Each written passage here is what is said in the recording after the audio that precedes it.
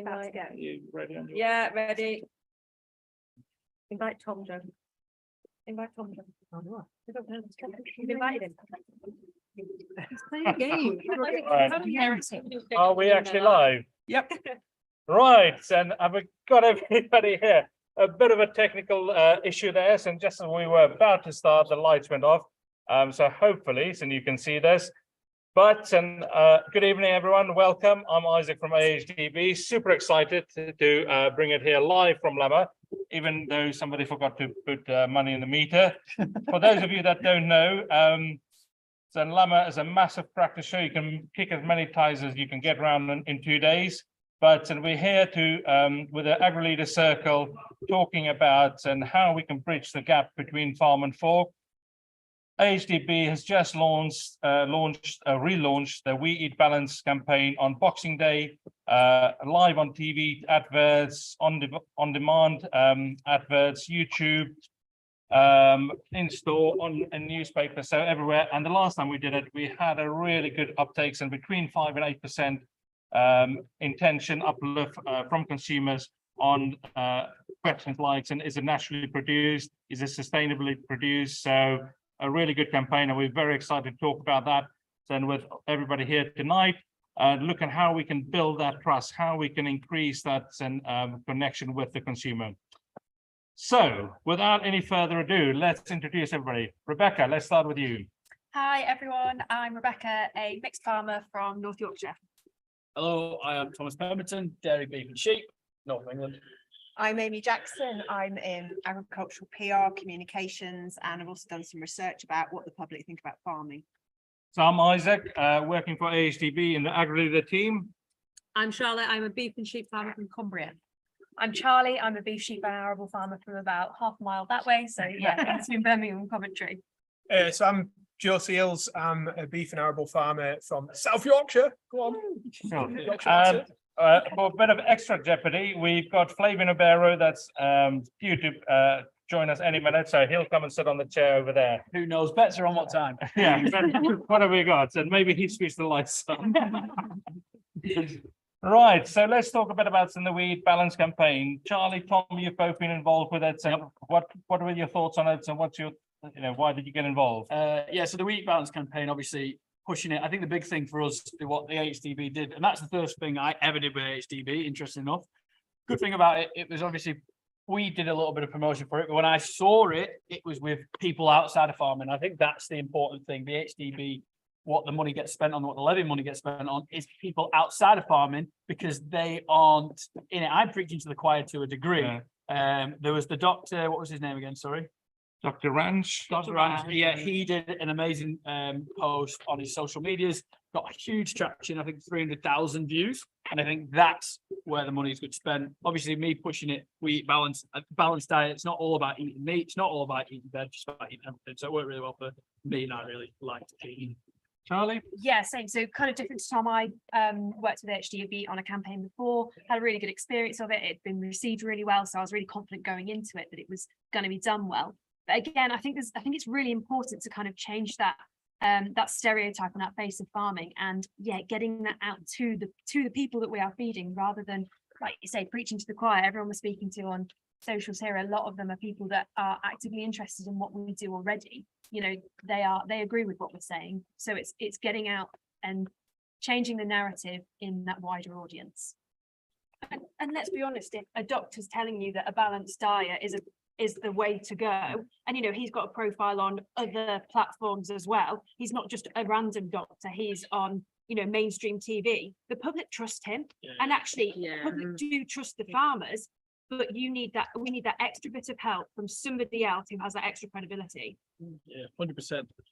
So a doctor isn't just going to say something just to be out there. Do you know what I mean? An influencer, you can do whatever an influencer. A doctor's got credibility behind it. Yeah, credibility. That's I think that building trust. Yeah, that's a big thing that happens. Well, they trust a doctor, don't they? Yeah.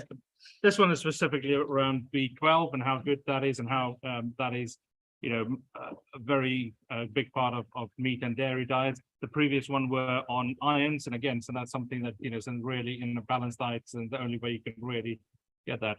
Amy, Yeah, I mean, it's just about putting the facts out there, isn't it? I mean, people can make their own decisions, but they need to have the facts. It's important that they know the wider picture and they understand about a balanced diet. Absolutely. Joe, your thoughts? Yeah, I think it's great. I think it's great that we can push that B12 is like the only way you can get that is from meat and dairy products, without it being what do you call it, like a vitamin tablet or something. It's just not natural, is it? Like eating that balanced diet is a way to get it. I think we're all kind of in that boat that you've got to eat everything.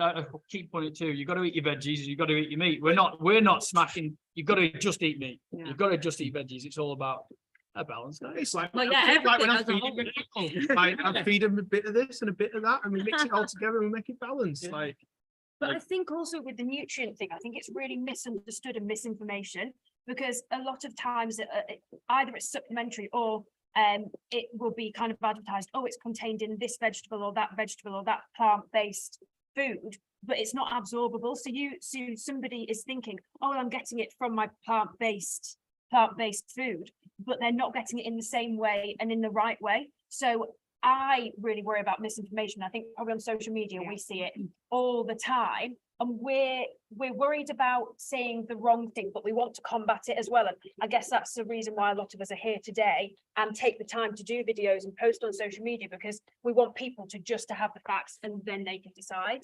Yeah, Definitely. Thirdly, just a bit of a plug there for HDB. We've got something that a department that looks at that.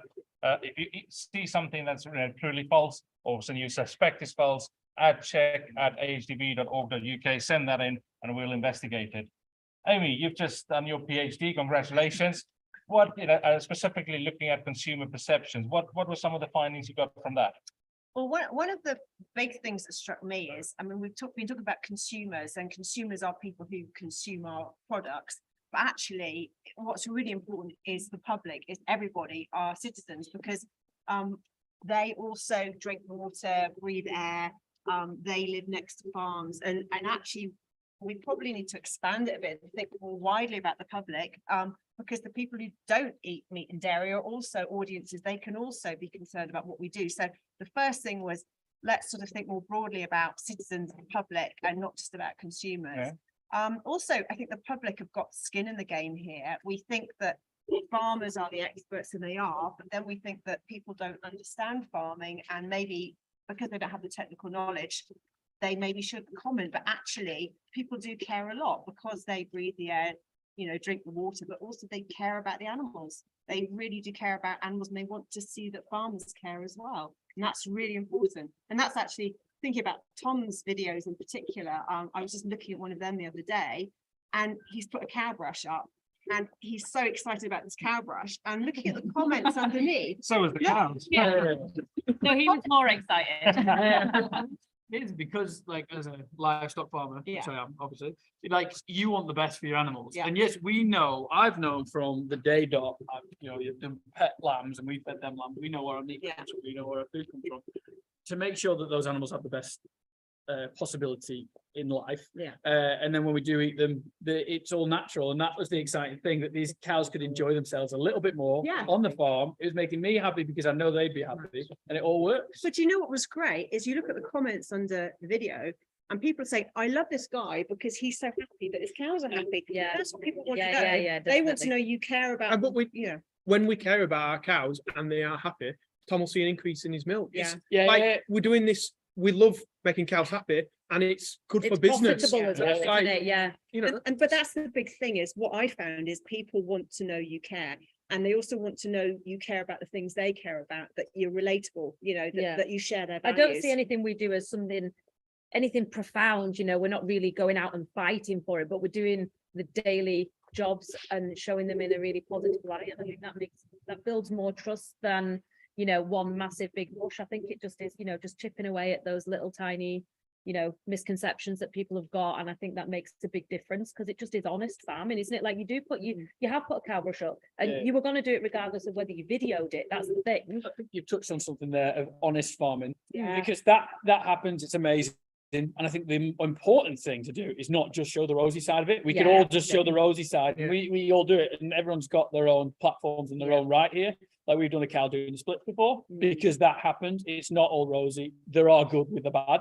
And I think sometimes the bad get pushed because everyone likes to see what they say in newspapers. If it bleeds, it leads, which is a horrific saying, but it's true. Yeah. So, but you've got to show the bad and the good, because then when people are consuming your food, they show you, I've shown them the bad things. These do happen, but we're trying our best to make it not happen. We're doing preventions, but it will happen. And I Do you think know what I mean? in there as well, people want to see how you feel about it. Like, you know, people, the reason that we've got followers between us is because people like to see the person behind that job. Yes. They like to see the human side of it. They like to see that, without sounding horrific, that we do feel when something bad happens, that it does upset us when you lose an animal, something like that. Like they like to see that human side of It's us too. empathy, isn't it? It You is, know, and they that want- then What as is, well. what is that balance, you know, and how do we Yeah. find that balance? You know, because we, you know, want to show farming is real, but and also, you know, some things could be just interpreted in the wrong way. So I how do we think find it's Too having much, respect, yeah. Right.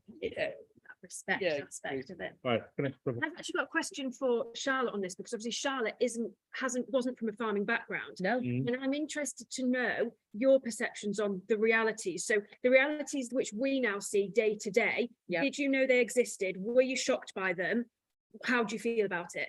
I hadn't a clue about farming in general, and I mean, no knowledge whatsoever.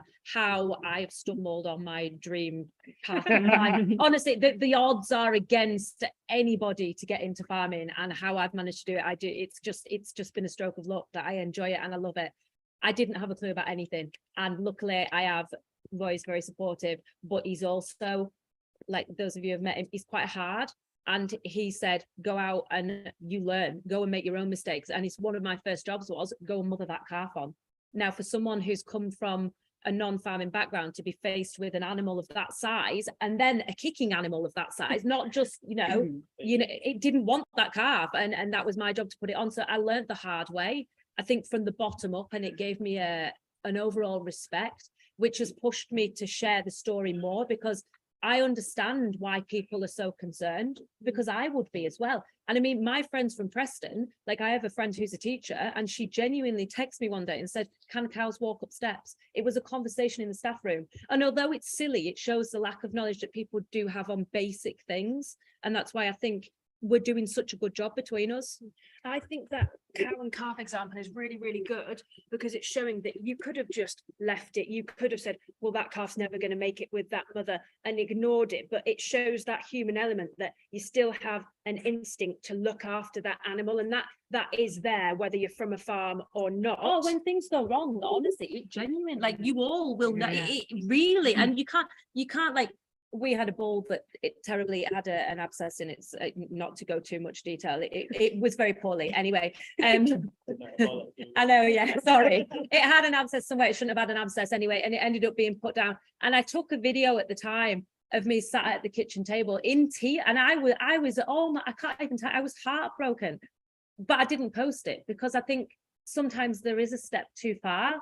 And you don't want to go over that line to make it unpalatable for people, because you lose your audience as well. that is my question about balance. So, Yeah. you know, you guys, you've all, you know, active on social media, you've got your following, we've talked about some other stuff with the doctor. What other ways can and could we engage, or how do we push that message even further? I think getting into schools and Yeah. targeting Yeah, that yeah. younger generation, it's something I'm really passionate. I do the farmer time stuff, and you know, we have a lot of groups out, like whether it be Scouts and Cubs and school groups, and it's drilling it into that pliable age. You know, they're young, they're learning, they're willing to take on information, they're not judgmental about things. I think that is so important. You know, getting it back into the curriculum somehow. It's So we'll got to touch be on in there. that, but tell us a bit more about farm times and So for those of you that don't know, Farmer Time is a scheme where it's getting farmers video chatting to school kids direct from the farm. So farmers don't actually have to leave the farm. They don't have to go into the schools, because, you know, that's time consuming. You can soon lose half a day doing that kind of thing. But it's taking 10-15 minutes to speak to a class of children. You try and keep the same class, and you build a relationship with them. You nurture that relationship. You show them what you're doing through the year, tie it in with their curriculum, and you show them what you're doing, and it can What do be. you do? Just like film and you walk Yeah, around literally, town and like this, like, yeah. hi kids, what are you Oh, doing? James likes the sound of that. James next. I'm expanding Twitter. I'm appreciate if you want to watch more, go to Joe Seals. Yes, we get all the followers out. This is my merch. Yeah, so any other thoughts on schools and getting into schools? Well, no, I was actually just going to say a bit about the importance of people seeing a real life farmer and hearing from real life farmers, because what I found in my research is I talked to 60 people and spent like an hour with each of them asking them all about farming, and they see all these images, like even if they watch Country File, they'd see pipes and tubes and gates and mechanization, and they would form a vision, and they're worried about what farming's like, and they don't understand necessarily what that picture means. But then when they meet a farmer, they say, oh, but there's this woman down the road, she's got a robotic milker and she loves her cows and blah, blah, blah. So that balances that image she's got. And that's so important, because the more farmers they know and understand the motives of, then the less these sort of images are going to be misunderstood, or negative images are going to take root. So that the farmer interaction is really important. So they understand you, share their Do you know what values, really warmed me at one point? We went to Yorkshire Show and I was stood next to sheep pens, and I heard a girl who was clearly not from farming. She had 3 kids with her, and she was explaining to her husband how fly stripe worked in sheep. And I thought, do you know what? Someone has nailed it. And from TikTok. Yeah. And I thought that is what it's about. That is telling someone why we do what we do and showing them the bad sides of it, but also showing them like the preventative measures that we take. And she really got it. And I thought, do you know what? Someone has made a difference to that there. So rewarding. Yeah, Brilliant it as was. well. It was.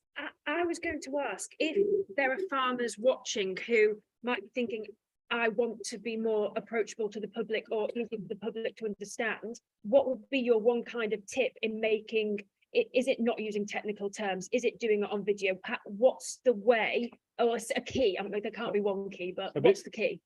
Everybody think about that. If you're struggling with visual or audio, go onto the AHDB. HDB YouTube. Thank you, everybody. Joe. You can, oh no, send. Oh no, sorry, no, we're not doing that. Well, so put questions in. We'll try and answer the questions. Tell us where you're from. Tell us whether you're farmer or public. So put it in there. So, sorry, and Rebecca's question. Yeah, is there a kind of magic key that farmers can use or harbour when they're trying to address and be as approachable as possible to the public? I think that what we tend to try and do is we say we want to educate the public, so we tell them and they change their minds. Actually, we need to listen to them, listen to people's concerns, and meet them in the middle, and maybe think about changing what we do. And sometimes you were talking about not being afraid to talk about the difficulties. People don't expect perfection. They want honesty, and they want to know what the difficulties are. And as long as people we're trying and we're seeing the issues, and we're recognizing and listening to people and say, yeah, we understand, you care about this, we hear you. That's what it takes, is people just want to be listened to and heard, and their concerns listened to, because they've got skin in the game too. I think the perfection as well, when we show something as too perfect, it's not quite as trustworthy as showing it as. Absolutely, That's a good thing about YouTube and like social media. It's not perfect, it's not polished, it's not like highly edited. Like I do a video. Instagram. Charlie, what were you going to say? You need people want it's relatable. Yeah, if it's perfect, it's not achievable. It's not. And when farmers sometimes talk about, oh, we get really early and we're really hard. I mean, that's fine, but so do a lot of other people. And I think it's about reaching out on the fact that you're also, you've got brothers and sisters, and you care about your animals, and you are upset if something happens. I mean, what everybody does, they need to know. You don't want people to be grateful for you. You're just trying to put your message across. Yeah. I think on that hours thing, that's really interesting, because it really depends on the type of farming system you're doing. Yeah. Because in lambing, like Talking from the llama show. you have late nights, early mornings in lambing. Dairy is consistently early mornings. But then I've seen some people who try and finish earlier in winter. So I think you're right. It's relatable that you're busy in farming. There's always a job to do. But what's not relatable is us preaching being how tired we are. But people often have that perspective, and we just go along with it. You're a farmer, you must be so busy. Well, yeah, I'm really busy in harvest and I'm really busy in lambing. But in the run up to lambing, I'm more odd jobbing. There's always an odd job. but I'm more odd jobbing. And if I had a day away from the farm, some jobs won't get done, but it's not life threatening. But Yeah. you've also probably got hobbies and other things, like you're the same as other people. Tom, the dairy farmer, wants to come in here. Yeah, I've got a bit of a curveball here, and I don't know how much, sorry to say if I'm good. So one of the biggest TV programs is Country File. Is it too perfect?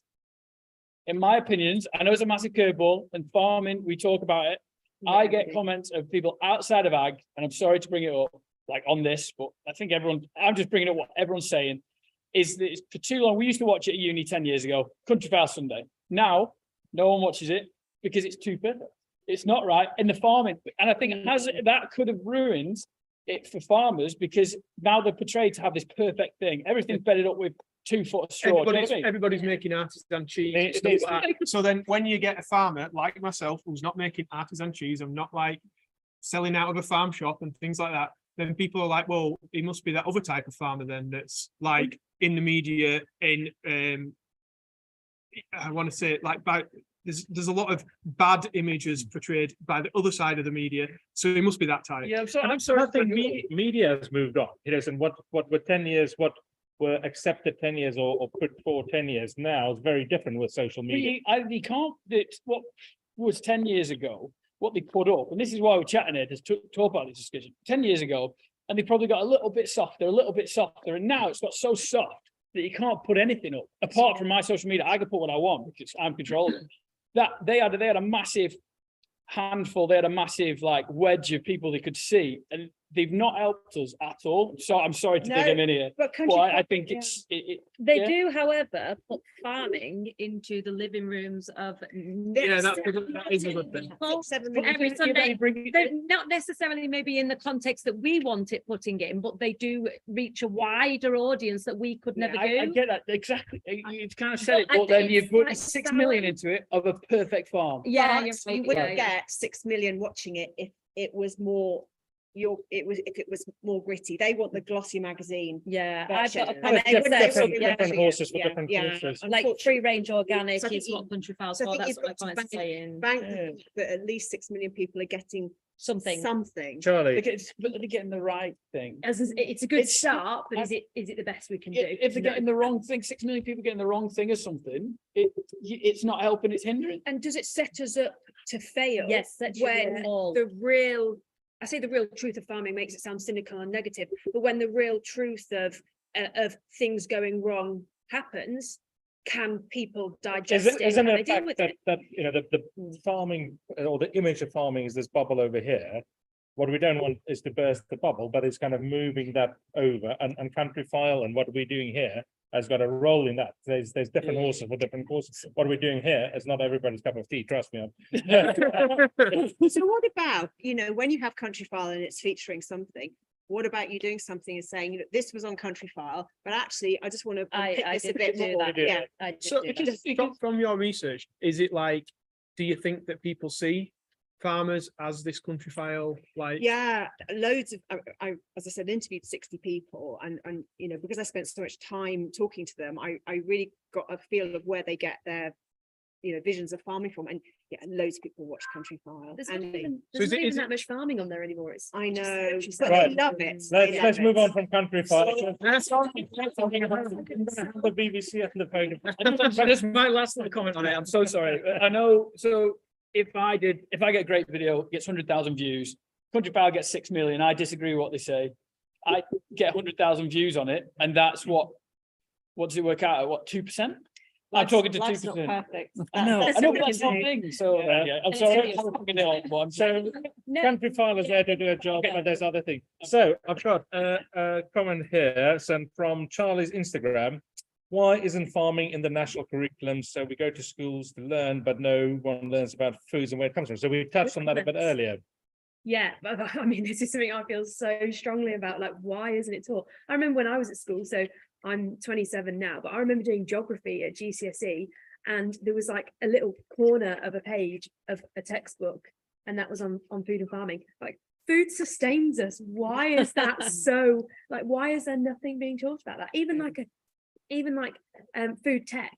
There was nothing about where it came from, why we should be using certain types of produce and the sourcing of that produce. Like there was nothing on it. It's so important. We wouldn't be here without it. I think Why is it overlooked? I was to say, I think talking about it as a combination and weaving it into other subjects, because the simple fact of it is we are never going to get agriculture as like a straight, you know, a straight qualification, or we're a long way off that. Hold Let's be my honest. beer. But it can be weaved into geography, science, Yeah. food tech, Yeah. however, and the thing I remember from school is it was the information that was weaved in, it would be about farms which maybe aren't representative of most British farms, and they were more intensive and talking about use of hormones and things like that.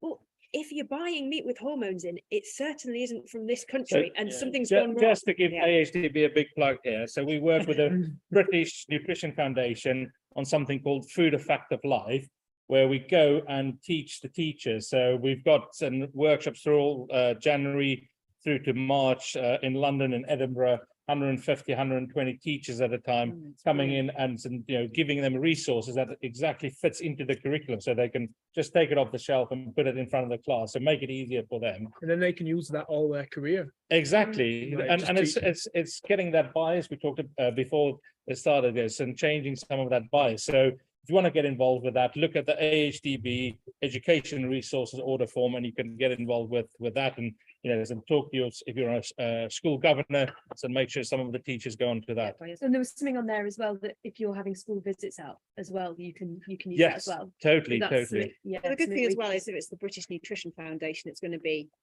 proper, Credible. credible. Which is So great. school visits must be a good thing to have, really, because like kids are going to remember that. Like if it's a city kid and they've gone to a farm, like they're going to remember that for the rest of their life, let alone like As that a- year or week. What time do you call this? Time. So everybody, so we've got Flavian. Flav, just introduce yourself very quickly to the audience. We're talking about schools, but some quickly, what do you do and some your handles and all of those things on social? Flavian Obiero, pig farmer, Hampshire, handles the Kenyan pig farmer everywhere. Twitter is Kenyan pig farmer. Facebook, ignore it, don't go there. Keep it simple. Excellent. So we just talking about some getting into schools and some getting in front of because I know some, for instance, you had Sparshot College there recently. What kind of do you do in that area? Let's give you some airtimes and under pressure straight away. Well, obviously I went to Sparshot, so it was good to have the students there, and especially with John, the pigman at Sparshot. He taught me a lot of things I know about pigs. So it's good to have the students there. I'm a bit under pressure with John because if I said anything wrong, he would be like, I didn't tell you that. So, and also just for them to see a different setup of pig farming, because Sparshot is indoors, ours is indoors and outdoors. And then talking about sort of the real life stuff, like the whole cost of production, how much people get when you sell the product, sort of the whole public perception of farming, what's right, what's wrong. Should we be eating animals? Should we not? Yeah, so yeah, all those conversations with students, it's good to give them that knowledge at that age, so that when they get to adults, rather than follow some famous person, tell them to eat cardboard and avocados, they make an informed choice whether they want to eat meat or not. We had a good conversation earlier about some famous people telling them to eat balanced diet. Got a question here from Ed Lovett on Rebecca's Instagram. Should there be more open farms and spaces for public to access and visit, including schools? Your thoughts on that? Yeah, definitely. Yeah, definitely. Even if farms aren't open, because we've still got to be working fast. Our key aim is to produce food, but even if more farms can offer that space for children, people to come out and have a look, like a lambing open day, open farm Sunday, massive one, absolutely incredible. More people. But the only problem is that what we've chatted about before is because we're mad busy, it's a struggle. Yeah. But then obviously they're taking these grants away, single farm payment. Yeah. Maybe that's something. People, yeah. they Open might be farm spurred up on a into single, it, and yeah. that's a way to get single farm payment. That's a way to get grants Yeah. to bring more farms into it, and education and stuff. That could be something. I think one of the problems, you kind of get to a certain point with Open Farm Sunday where you've had as many people in as you can, and then the harder to reach kids are maybe in inner cities and so on. So that's a real challenge, which I think we have to think about is But how do we geography is get a to them? massive issue, isn't it, as well? Like, how do you get children from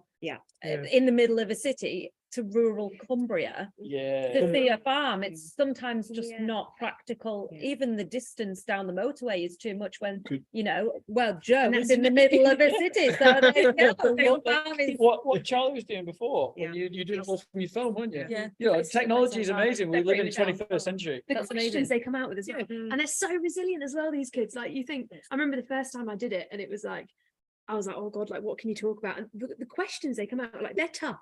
They're not going to get upset about those things. Like, and these were kind of 7, 8-year-olds. Like, they're tougher than we give them credit for. So I you like can be more honest with them Do than you- you think. Do you know how many farmers do that? I don't, but I Not can enough. find out. Yeah. Yeah, not enough, yeah. I don't know how many. It's one of those things where we're getting to a stage in society now where social media, people have access to everything. And as farmers, if we don't tell the story like we know it and be open about everything we do, then other people are going to do it for us. And if they do it for us when they do it wrong, we can't blame them. Yeah. So Yeah, we've you're gotta right. put You've got to ourselves be out there, there. haven't you?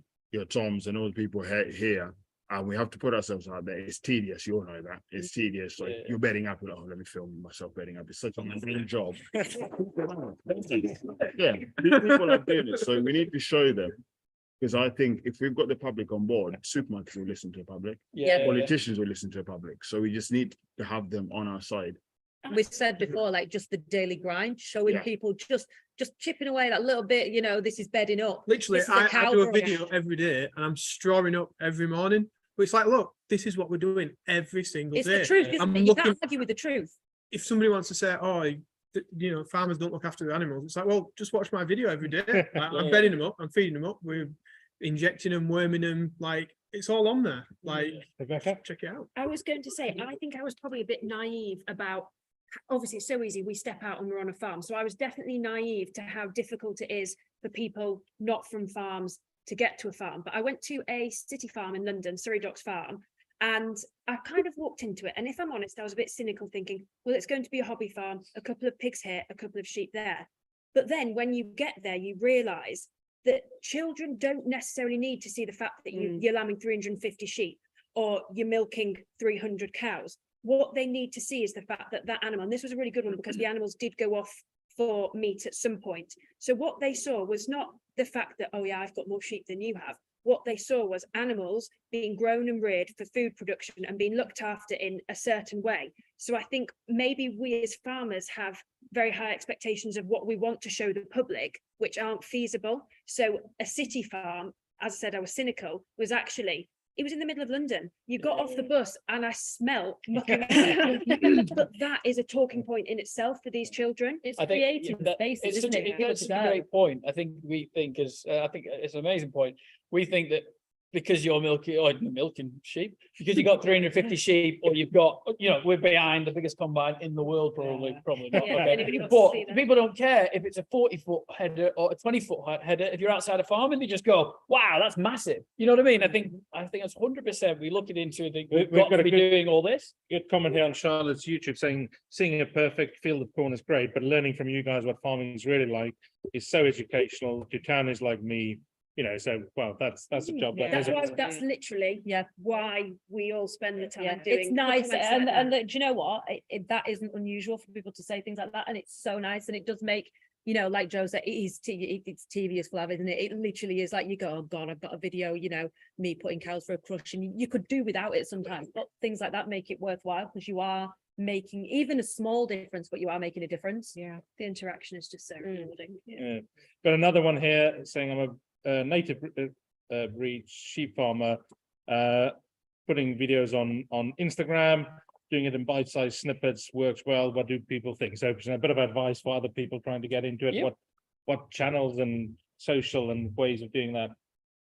Do what you're doing, really. I think Yeah. Instagram, you know, Yeah, on TikTok, anything, TikTok's anything. good. TikTok, I think, Big is aimed at thing. a younger audience, which I think is where we need to be Yeah. going. And I look at know, Farmer Will. yeah, like, yeah. It's just about the biggest program in the UK, Love Island. What's got a million on TikTok? Do you know what I mean? Maybe Wait slightly to see the punished trial though. The Yeah. conversation Well excited to see him. about, because I know it sounds bad, but some of the conversation they've had about politics and other kind of issues like that. So I'm so fascinated to see what some of the other contestants actually think about farming and how able Will is, I guess, to relay, Yeah, how able, realities. how willing is Will to address actual farming? I think so. Not maybe dancing around with lambs, which I'm guilty of. Don't get me wrong, I am on I think TikTok. so because Like- if you look at the videos, he's clipping it. He's clipping it Yeah, out. he's The clipping monkey, the arse it's out, yeah, everything. yeah. He shows it real, doesn't he? Yeah, he does. Did you see this Yeah, you video? maybe sounds maybe it's like, Fantastic. oh, like she's got a dirty bottom, but is that the funny bit Yeah, that people are is saying? that the way you for? educate it? Yeah, You know what I yeah, mean? Maybe yeah. the normal way that we do it. Yeah, there's no Do point. you think we, as farmers and people in this as an industry, are a bit harsh on what you said? Oh, will he dance around and does that I about think the country file conversation? The whole, Should we just accept what the- is good? the judginess comes from us. Yeah. Yeah. I'll be more worried about what a fellow pig farmer is going to say about, oh, Flav's on this, the HDB thing. What's he going to say? Levy pays money or whatever. If they want to come in, they can sit here. I don't mind. That Yeah, would save me yeah. getting stuck in traffic. But I think, Running across the hall. yeah. Farmers are their own enemy. And Yes. the sooner we work together, I said you'll the know. better. You'll know everyone posting stuff like that. It's not the comments from outside of farming. It's the I'm not comments debating, inside of yeah, farming. it's the farmers that hurt, like that's the thing, and I was Yeah. guilty of reading them all Yeah. and being really annoyed about it. We've had this conversation before, and I was really annoyed reading some of the comments about me. And then like Roy said to me, "You're putting yourself out there. You've got to expect these things. Just stop letting it bother you." And then now I'm just like, "Do you know what?" So talking about Roy, the two skid steers that you bought, he's happy with that. I'm on a Merlot, thank you. No, I was just going to say that I was in a conversation the other day where some vets were criticizing something they'd seen, not from anyone here, but something online from a very, very well followed account. And I was saying, what are you criticizing? They said, well, the technique they were using, blah, blah, blah. And I said, look at the number of followers, and people absolutely love this. And what they see is somebody caring for an animal on a farm and every time doing their best to care for the animal and make the animal better. And they love it. I said, who cares if the technique's not what you would do now? It's got to get the bigger picture. I think being scared of doing something wrong stops people Yeah. putting themselves forward, Yeah, which 100%. I have also, like I have drafts on my TikTok that I will not post. I should just post them and go, yeah, well, whatever. But I would be scared of what people would think of me or say. Like I put a post on Instagram last night and it was a poorly calf behind me. And I said, and you saw it, didn't you? And it was the morality of what do you do with this calf? Do you put it to sleep out of its misery, or do you do what the general public will want you to do and absolutely kill yourself trying to make it better? And it's maybe not going to have the outcome that you want, or do you not show it at all? Like what's the best thing to do? And I think that puts you in a bit of a position that you are maybe not comfortable being in, because people are looking at you for the answer and you go, I don't know what to do. Yeah. Leading Cheltenham. Sorry. Sorry. No, Go, I was going to say, what I worry about as well when farmers are quite critical of other farmers, how on earth are we going to make agriculture an enticing industry for people to come into if all they see is farmers being critical? And sometimes it's needed. Sometimes people are doing things the wrong way because that's life.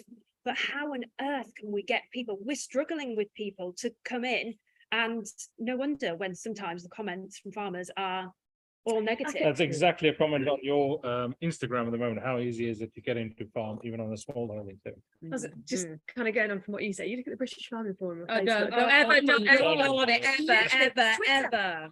It's Twitter because it's just I put something on a couple of weeks ago and you just get someone making a dig and you're like, oh, this is what I Listen, got. I've had some hedging on. How can you be critical of hedging? It's hedging. You go back I to think it's all Instagram, about it's much common ground. nicer. Is so finding that common ground. Sir Charles Godfrey last week at the OFC said finding common ground between all parties concerned about the environment is the only way we're going to say we're going to solve the climate crisis. So how do we find that common ground with the consumer, but also within farming? Because the consumer wants to know that, well, majority of them, maybe not all of them, but they want to know that they're making the conscious Definitely. decisions as to where their food has come from, that they're making that right decision, knowing that the food that they're eating has had the smallest environmental impact and things like that. That's what they want to know. And that's That's what ex- we're cared for. I think Yeah, farmers and are the welfare's guilty the of worst, not yeah. showing what they're doing for the environment as well. and Yeah. it's all good saying about British farming, as in I'm an import myself, so I'm keen for things we import and exported. This country would stop without tea. Yeah, I'm a tea drinker. And I think back British farming as a consumer and say why. Show me why I should back British farming. Yeah. And we don't do enough of that. we do it when we're in the shit, like when. Yeah. Yeah, you're right. the British in It's against the 2020, law, yeah. let's do biting to British. We should have done biting to British 10 years ago. And we should give people that permission Yeah. of we're doing the right thing for the environment, right thing for health, right thing. But I think it's actually a bit more about we're doing what we can. We're trying. We hear what people It's not say. perfect, We hear, I think. yeah. And I think that's it. Is just maybe we need to just ditch we're the best. We're Yeah.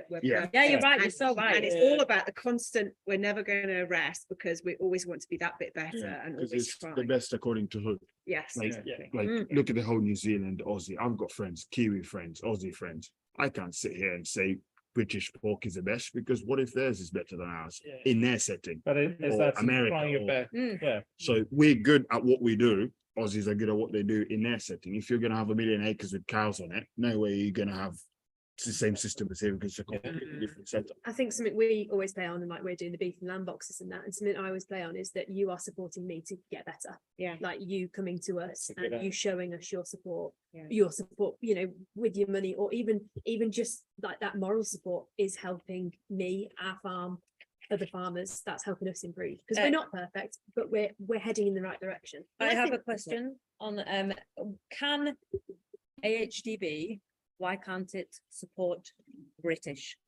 It can't actively say that it's supporting British, why not? So that is to do with the rules of how and what we can support with a statutory instrument, and there's only certain things that we can say. We are challenging that, and we're hoping that that the law on that would change. But so that is something at the moment we would be breaking the law if we do Is that. that because of how the levies? How the levy is collected. Yeah. Back on the environment, so we had a comment from Rob Scarlett on your YouTube. Why isn't farming and not selling the environmental improvements more? You know, things like hedgerows, biodiversity. You know, you guys do a lot of work on that. So how do we, show that to the public and some of the examples of what you do? I think this might be controversial, but having people in the countryside is actually very beneficial to see for themselves that there are birds, to see for themselves that there are hedges. I mean, we've had cover crops in which there's a lot of talk about cover crops, but for us, they've worked really well. So they're not only helping the soil, but when you look in them in the run up to winter, November, they were flowering. We had bees and things in our fields in November. So I think getting the public to see them, and actually we're going to have to do that on social media because we're not going to get everybody onto the farm, but just being honest, because I think the arable side as well, unless it's in a big tractor, it's not shown as much on Instagram. So I think showing what you're doing in the fields, I think it's tractors and livestock which gets the kind of views on the whole. To show actually what's going on in the fields, I think is really, really interesting. And as I said, see the birds, see the wildlife, because we have loads and we're increasing it. We've got more hedgerows now than we did 50 years ago, but the narrative that's portrayed in the media is farmers rip out hedges to make fields big, but we're 50 not years doing ago, that. Farmers were told to rip out hedges. Yeah, For because we were production. hungry. So then farmers ripped out the hedges and now they're doing what they're told and people are forgetting the past. Like it was how it was, a rep rolled into your yard and told you that, production is the way forward, make more food. And then obviously now times have changed, but farmers haven't just ripped out the hedges for their own benefit. They were told to do that. So how do we show to the public the hedges that you're planting, the biodiversity that's increasing? Can I just say some of the most powerful stuff I've seen on social media is where farmers are out in the field and they're saying, I love this, look at this block of lapwings. Yeah, I really love it. Yeah. Again, that's the point, is people want to feel you care. Mhm. So when you show you care and you say, I love the fact that there's this little bumblebee on this thing, that really hits I like home because Tom, you're you getting get pleasure. genuinely Yeah, you're getting excited pleasure about out of doing it. stuff like it just is you, and I love it. I think Yeah. it gives you a certain enthusiasm for the industry, and you go, like cow brushes, woo! Yeah. Personal connection. Yeah, I love it. Yeah, that's what they love, is they want to see that So care. is the animal, the care for the animals, is the care for the wildlife environment? Yeah. Yeah, I've absolutely. seen it when we've been planting maize and I've gone round the lapwing nest and everyone's like, oh wow, that's brilliant. Blah, blah. And it's like, well, we've just always done that. Yeah. Like, Yeah. that's- Nobody actively wants to go through. No, I know, and our contractors also have done exactly the same thing, but it's seen by no one. And it Just that doesn't mean it isn't lapwing- happening just because it's not on social media. These guys are good guys in general, and they are not just going to, plow into a curlew nest. they will go around it, you know. But that's your evidence, isn't it? And that's showing actually every time they see that happening, that's adjusting people's perceptions of what happens in farming. But I think that's a lot of things that we all do naturally that we forget we do. You Yeah. kind of just do it as part and parcel. Yeah. I think it's maybe I'd forget to yeah. promote that because we just see You it as just an do it, everyday yeah. thing that we do. But yeah. I think one thing which will be coming, and not just on the wider than the environment, so actually what you can see, we're going to start having foods where the carbon impact and the environmental impact is going to be labelled. So consumers will be actively able to make a choice with food that they see in the supermarket. I mean, I think that I have quite a lot of reservations about actually measuring carbon and all the process leading up to it. However, farmers are going to be more accountable than ever when it comes to labelling and what they sell. And we see it across, and I don't know if you're seeing it in milk, but there's a lot of sectors now where actually, if you can prove that you're improving your environmental impact or you have a lower impact or whatever, you're getting paid a premium, or you won't get paid as much if you're not doing it. So accountability is going to be very, very obvious for a consumer to see as we go down the line, you know. So we probably need to get these videos out and show that it's not just as factual as this has this emissions for that carrot. We need to show the story behind it, so we're not at risk of it being so academic and a number on a packet. We need to show there's a real person. I don't think it's just for the promotion of the industry as well, because there's a lot of talk now, as like, again, very skeptical about carbon credits. There's a lot of talk about biodiversity credits as well. And I think there's some real traction there. I think there's really something we can do with that. And so we're going to need to find a way to quantify that, and whether that is just by documenting it, then we need to get better at it. Because we talk about how we do these and how people like to see stuff. They don't want to just read things and think, well, what does that kilogram of carbon actually mean? They want to see, well, actually, it's because we use this sort of establishment when we planted it, and therefore we only went across the field once with a tractor, as opposed to 3 or 4 times to get that plant growing. And things like that are more obvious than a random number, which actually means nothing. It's almost like the new feed provenance of where does the food come from? How was it produced? Then you starting up your own charcuterie business. Yeah, that's going to be interesting, especially with environment health. But I think for me, something that's always baffled me, that like the cow sows or the female pigs that finish production, they get sent to Europe mainly, and then they get prices there quite cheaply. I think the lowest I've ever seen it recently is like 10p at Ashford Market for a fully grown boar. Wow. Yeah, 10p a kilo. And Still, that's like ridiculous. it's nothing. You don't even pay for your diesel. And then I've never seen the cured meats that we buy from Europe. I've never seen any for a low price. They're always sold at a premium price. Someone's making some money out. Yeah. So why can we not process it in this country? I'm hoping to do that. It's mild and all that's it all ties together, doesn't it? Yeah. So that's the plan. So, I mean, even if talking about saving input, saving fuel, saving food miles are all about the environment, you know, stopping waste. It's all about the environment as well. So I think there's maybe more you could add on to your stories around that. So we feed a lot of food waste that would Yeah, just go to Yeah, we landfill. do. Yeah, we So do. like- Imagine the methane that's See, come out of that. Exactly. But That's that's a what I'm saying. really It's just good- wasted It's a otherwise. really good story, because where are the animals going to be to eat that food waste if we don't have animals? Yeah. That's part of the cycle. We had 1 million packets of crisps one day. That was Worked out. interesting. Yeah, that was I interesting. mean, I you watched feed it. for the It animals. was a long time opening them. Yeah, and bread. Yeah, did you know I watched the program? It was I think Warburton's, and they literally they know they're over making bread, like, you know, they're overproducing, and they know that, and they're overproducing on purpose just so that the competitors don't get in. They're not bothered.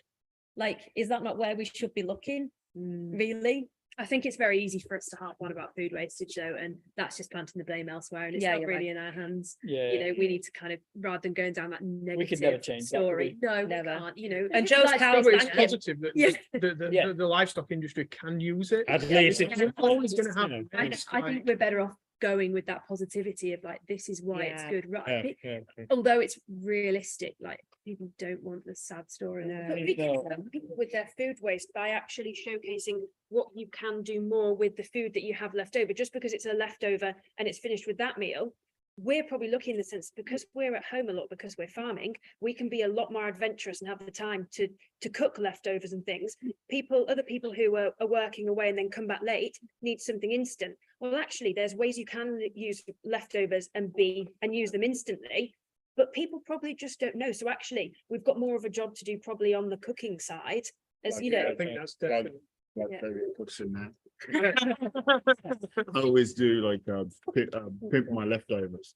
See, Yeah. sometimes leftovers taste better than what you actually like. Yeah. Roast. You could Absolutely. be eating sort of whatever was part of the roast on Wednesday because you're just changing it up, whether it's a curry or a sandwich or like Christmas. I don't want to see a roast for the next 2 months. You're eating so much roast meat on that day.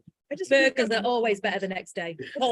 go back to what Charlie said about optimism, and I think that is a really important point. Is there is a perception out there that farmers moan a lot and it's negative, and I think in a way they hear a lot about the unions trying to make a case about things that aren't right, but that pervades, that kind of gives you an identity. So when you're optimistic and you're positive, that makes a massive difference, because again, that's challenging that stereotype. So really important. So we're here this evening, and the title was Bridging the Gap Between Farm and Fork. Do you guys think there is a gap? Is it a true, or is it something that is Huge just gap, gone? yeah. Big. And I think it's only whilst there's lots of us trying, it is getting bigger. Like or it's the biggest it's ever been, at least. Like So do you think people are more interested in the food than they used to be? as well? I think Clarkson's more farm come interested. along. Oh, Definitely more brilliant. interested. I think lock- Sorry, we missed that point. Brilliant. No, I was just saying like Clarkson's farm came along Someone asked that comment. before. and Yeah. it just like blew up. I don't They- think my YouTube would be what it is without Clarkson's farm. Like people Yeah, are they- interested in it now. no matter how much of a plonker he is. He made Yeah. he made it relatable to both lot. farmers and the consumer, which was bizarre Yeah. to watch, because we were all laughing at him falling over a wall with mules, and we all knew what was going to happen. So happy, but when Landbox customers like, oh, what do you think of it? And I love it, absolutely brilliant. And I think he's a right twonk half the time. Yeah. He's done so much good for British ag. Yeah. I think it's a really generational thing, in that if you think of however many generations ago, 2, 3, more people were involved working in agriculture. Therefore, the relative who was working on a farm or in agriculture was very, very close. Now it's more distant and maybe not even traceable within people's lifetimes now as well. So to get that connection back is really, really hard. And somebody commented, I didn't quite see it. Basically, think how long it's taken for us to learn about agriculture. We're doing it every day. So imagine how hard it is for the public to learn. I mean, because it's second nature to us, we think, oh, why can't they just understand that? Do you think some people in the past have been guilty of overcomplicating the message? Isn't that part of it? Yeah. So my wife's watching this, to be honest, and she's a townie, and she admits she's a townie. But all people want from away from farming is quick information. Like you say, overcomplicate it, like bang, bang, bang, done. Too much Yeah, jargon. Positive, simple messages. We're not fine. You know, Yeah, definitely, quick I out, agree, give yeah, us too much. information, one go past it on. Yeah, that's my Instagram post out. Sorry, anybody. But I guess there's like we've said, they're finding this common ground. So different horses for different courses. There'll be different, people will look at different things. So And a point one of my friends made the other day to the Oxford Farming Conference and Oxfordville Farming Conference is that farmers need to get out of their silos and engage, because amongst farmers, I'd like to talk to someone on the way up here. Amongst farmers, there's so many little, your region, your organic, your. I agree. Yeah. It's like, look, we're just trying to do good for the environment, provide food for people and make a living.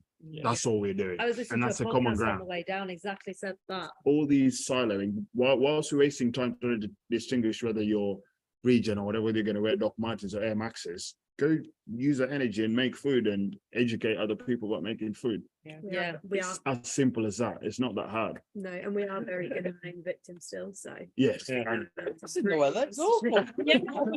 that rain today. right.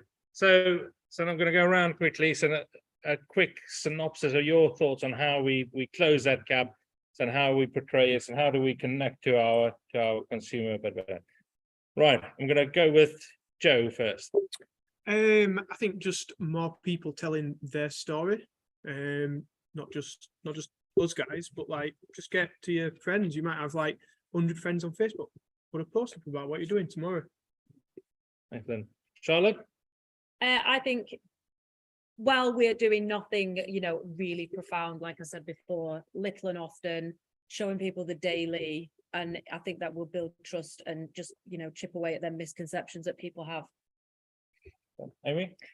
listen to people, engage with people, don't assume we're always right, be prepared to meet in the middle and take their concerns seriously. They've got skin in the game too. That conversation and listening, I think that's Yeah. very important. Really. Rebecca? We're probably all on the social media, but I think it has to be something which is digestible content.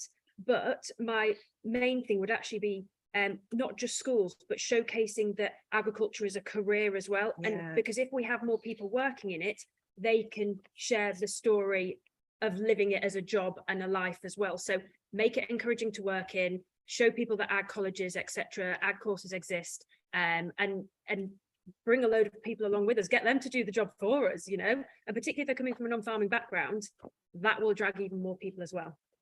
Sorry, that was really long. No, Yeah, brilliant. that's very good. Flav? What everyone else has said, and I think rather than, I guess, when doing things on social media, once it starts getting sort of monetized, you could easily sort of almost chase that rather than the actual message. But I think we all here, I Staying think authentic.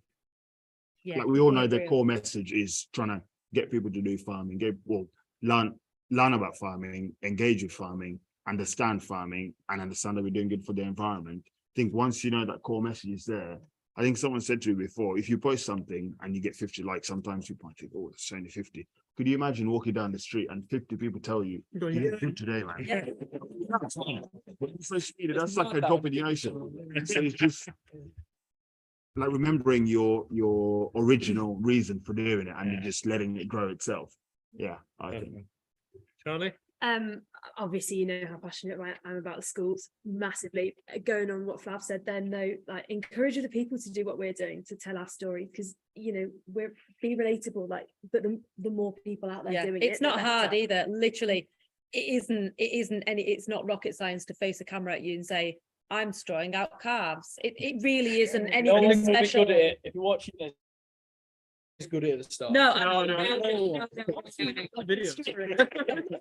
the strawing and the videos. Maybe that should just be the next live stream. We all do like a react to us all watching each other, like Tom's. Oh. That would be- I like a lot of like, It's you true, learn yes. on the job, haven't you? You've all learned how to do this by doing it. And I think the great thing with farming as well is we have like these beautiful backdrops of Yeah. like, It's free, isn't it? Yeah, as you can just pull up like. like the fields or Pennines. something. Who else has the Pennines? Have a Yes. motto. Any more than 3 takes, give up. That's my motto. 3 takes. First time. Takes first one's good enough. Right, I've lost track of where I am now. Charlie, were you finished? No, but yes. Yeah. I'll never be Schools. Yeah, school kids. Tom? Yeah, so I really like what Charlie's doing, and I didn't really know that you did that. I think that's I amazing. like that. Something you can do and educate straight to kids, and like we're all doing at the moment, this whole social media thing. I think that's really important. Just think 5 years ago, so I've been doing it for like 6 years now. When I first started, there weren't that many people doing it. Like you come back to now, there's so many people doing it, and then go another 6 years and there'll be hopefully like 300 times more. Do you know what I mean? It just gets bigger. It's cumulative of people doing it. I think that's a big thing that we can do, and just show them what we do. If you're on site and you're filming yourself, they might be a bit mucky or something might not be perfect. And I think that is the best way, in my opinion. Go on, So Charlie. just really quickly, one of the most rewarding things we've ever done is having the Scouts and Cubs groups out, but we also have the WI, so it can be both. Brilliant. Not the WI, but we have them out during lambing, and it's just like we haven't got a fancy setup. They just come and have a look in a shed, put their head in, and I get more out of it than they do, I'm sure. Absolutely love You it. get jam out of it. Do I get more? Always. They buy me and they are vicious. So any opportunity to engage. So brilliant. Thank you all for your contribution. We'll go around in a minute and just remind people of who you are. Thanks for everybody that watched. A few plugs. So on the bit at the bottom, you'll be able to see the HDUB We Eat Balance campaign, and also the school stuff, the education stuff that we do. So thank you for listening in. Thanks you for putting your comments. And if we go, which way did I start last time? Flav, if we start with you, then just tell us again who you are, so what you do, and your Twitter handles, please. Flavian Obiero, pig farmer, Hampshire, the Kenyan pig farmer everywhere, Kenyan pig farmer on Twitter. Joe Seals on YouTube and TikTok, beef and arable farmer. Charlie? Charlie Beatty, mixed farmer, beef, sheep and arable, and I'm at Globetrotting Farm Girl on Instagram. I don't really do Twitter because I don't like it. Charlotte Ashley, and my handle on nearly everything is Charlotte Ashley Farm, YouTube, Twitter, Instagram, but I don't really use Twitter. Same, I don't really like it that much. I'm Isaac AgriLeader, IZAK AgriLeader on most things, but I'm really not in that space. But if you want to do that. Amy Jackson, farming communications, and I'm at Oxtail, that's OXTALE. On Twitter only. This is weird. So I'm Thomas Pemberton, Tom Pemberton Farm Life on YouTube and a little bit of Instagram and stuff like that. Just Tom Pemberton Farm Life, it works. Are you Thomas on a Sunday? Full name Thomas Charles John Pemberton. My dad wanted a Charles. Charlie. Charlie is the best. Yeah. And I am Becca Farms on YouTube, and then Rebecca Wilson 722 on Instagram. You can tell I never actually was planning on doing Instagram with that. Change it. So thank you guys, a really good discussion. Thank you for everybody that listened in. Get involved, like, share, and get involved with the weed balance and everything that these guys do. And let's stay positive. Let's get a good positive message out there.